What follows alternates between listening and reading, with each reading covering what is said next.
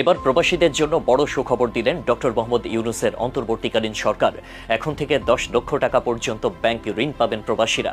এতে লাগবে না কোনো জামানত কিংবা সুপারিশ। প্রবাসীরা চাইলে যে কোনো সময় 10 লক্ষ টাকা পর্যন্ত ব্যাংক লোন পাবেন। ভিডিওর এই প্রসঙ্গে আপনাদেরকে জানিয়ে রাখতে চাই, দূরবীন কোনো এজেন্সির সঙ্গে জড়িত নয়। দয়া করে এই ভিডিও কেউ ব্যবহার করে আপলোড করলে সেখানে প্রতারিত হবেন না।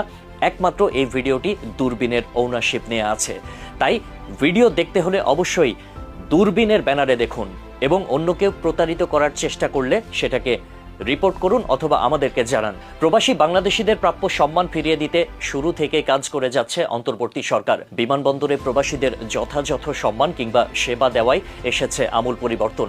এবার ঋণ দেওয়ার ঘোষণা দিয়ে বড় চমক দেখিয়েছে সরকার। মূলত ব্যাংকিং চ্যানেলের মাধ্যমে রেমিটেন্সের প্রবাহ বাড়াতে এই সিদ্ধান্ত নিয়েছে বাংলাদেশ ব্যাংক। যারা ঋণ নেবেন তাদের পাঠানো রেমিটেন্স থেকে ঋণের কিস্তি পরিশোধ হবে।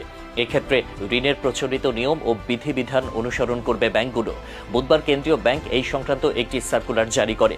এতে বলা হয়, আর্থিক সুবিধা সম্প্রসারণের জন্য সিদ্ধান্ত নেওয়া হয়েছে যে ব্যাংকগুলো গ্রাহক ব্যাংক সম্পর্কের ভিত্তিতে সঠিক উদ্দেশ্যে প্রবাসীদের ঋণ দিতে পারবে। তবে এসব প্রবাসী ঋণ গ্রহীতাদের আনুষ্ঠানিক চ্যানেলে নিয়মিত রেমিটেন্স প্রেরক হতে হবে। ঋণের পরিমাণ সর্বোচ্চ 10 লাখ টাকা বা তার কম হবে। কর্তৃপক্ষ জানিয়েছে, প্রবাসীদের ব্যাংকিং চ্যানেলে রেমিটেন্স প্রবাহ বাড়াতে বাংলাদেশ ব্যাংক এই পদক্ষেপ নিয়েছে। এর ফলে প্রবাসীদের পরিবার সহজেই ব্যাংক থেকে ঋণ নিতে পারবে। এই ঋণটা পরিশোধ হয়ে যাবে প্রবাসীদের পাঠানো রেমিটেন্সের মাধ্যমে। কর্তারা বলছেন, নতুন সরকার প্রবাসীদের জন্য নতুন নতুন সুযোগ বৃদ্ধি করবে। তার মধ্যে কেন্দ্রীয় ব্যাংকের পক্ষ থেকে এই সুবিধা দেওয়া হয়েছে। ব্যাংকগুলো প্রবাসীদের পূর্বের রেমিটেন্স পাঠানোর রেকর্ড থেকে সর্বোচ্চ কোন গ্রাহক কত ঋণ পেতে পারে তা নির্ধারণ করবে। তবে এক্ষেত্রে জামানতের অতটা কড়াকড়ি নেই। সম্প্রতি প্রবাসীদের বৈধ পথে রেমিটেন্স পাঠানোর আহ্বান জানান অন্তর্বর্তী সরকারের প্রধান উপদেষ্টা প্রফেসর ডক্টর মোহাম্মদ ইউনূস। তিনি বলেন, আমাদের লক্ষ্য হবে বিদেশগামী এবং প্রত্যাবর্তনকারী প্রত্যেক প্রবাসী শ্রমিককে মর্যাদা ও সম্মানের সঙ্গে দেশে আসা এবং যাওয়া নিশ্চিত করা। সে ব্যাপারে শিগগিরই পদক্ষেপ নেওয়া হবে। ডক্টর ইউনূসের আহ্বানের পর পদক্ষেপও নেওয়া হয়েছে।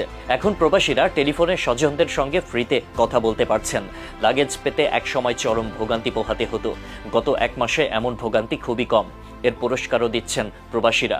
ক্ষয়িষ্ণু রিজার্ভের উচ্চতা বাড়াতে বৈধ পথে রেমিটেন্স বেশি পাঠাচ্ছেন তারা। চলতি বছরের জুলাই মাসে রেমিটেন্স আসে মাত্র $192 কোটি, অথচ তার আগের মাসেই রেমিটেন্স এসেছিল $253 কোটি।